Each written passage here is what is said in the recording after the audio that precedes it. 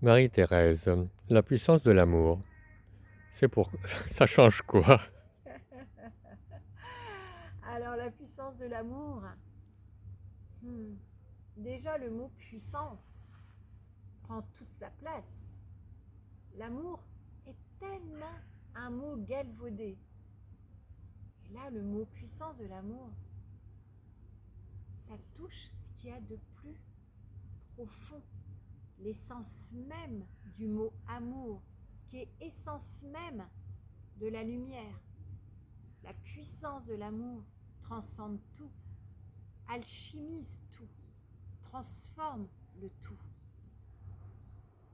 Qu'est-ce qu'il y a de plus important, de plus profond que le mot puissance de l'amour?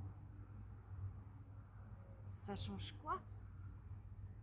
Ça change d'avoir un nouveau regard sur l'autre, sur la vie, sur soi. C'est un regard ouvert.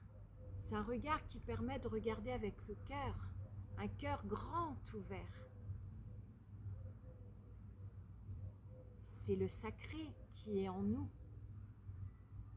Et qu'est-ce qu'il y a de plus important que le sacré?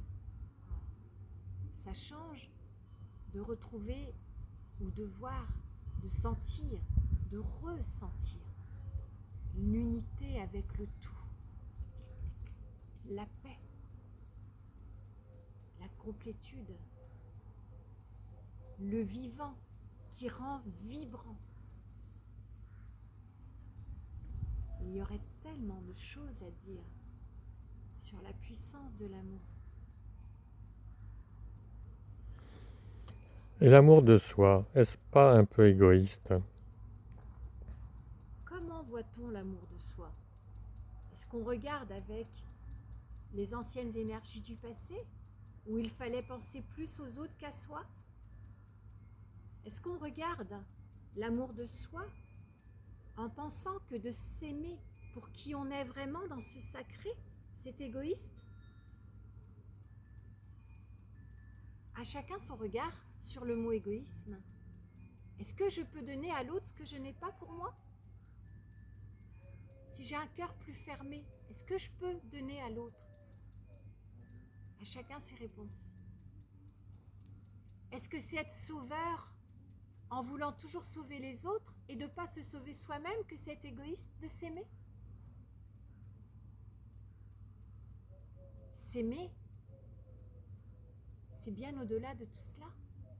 L'égoïsme, dans ma définition, c'est quelqu'un qui est dans la peur de perdre, dans la peur de manquer. Mais si je vibre la peur de manquer, j'attire le manque, j'attire la perte. Quelqu'un qui s'aime, qui n'a plus peur, qu'il est en sécurité intérieure puisqu'il est avec son sacré, dans cette réunion de sa personnalité, de son sacré, dans cette unité, il n'a plus peur. Alors l'égoïsme serait la peur, l'amour, la foi. Et alors, quel est le chemin pour s'aimer de cette manière? Alors le chemin, qui était le mien, et ma façon d'accompagner aussi, que ce soit les accompagnants, que ce soit d'autres personnes, c'est déjà libérer tout ce que nous portons des conditionnements sociétaux, tout ce que nous avons comme héritage patriarcal, la fidélité, la loyauté au transgénérationnel, bien sûr, les souffrances, les blessures, nous gardons leur amour. Se libérer de tous les arrêts de vie qu'on a pu vivre dans notre vie. Quand il y a eu séparation, quand il y a eu divorce, quand il y a eu séparation d'un travail, où on a perdu estime de soi, confiance en soi, où il faut se reconstruire. Alors, c'est un chemin de libération, de purification, de l'être, de la constitution dans l'identité extérieure pour retrouver l'être profond, lumière, sacrée, divine que nous avons en nous.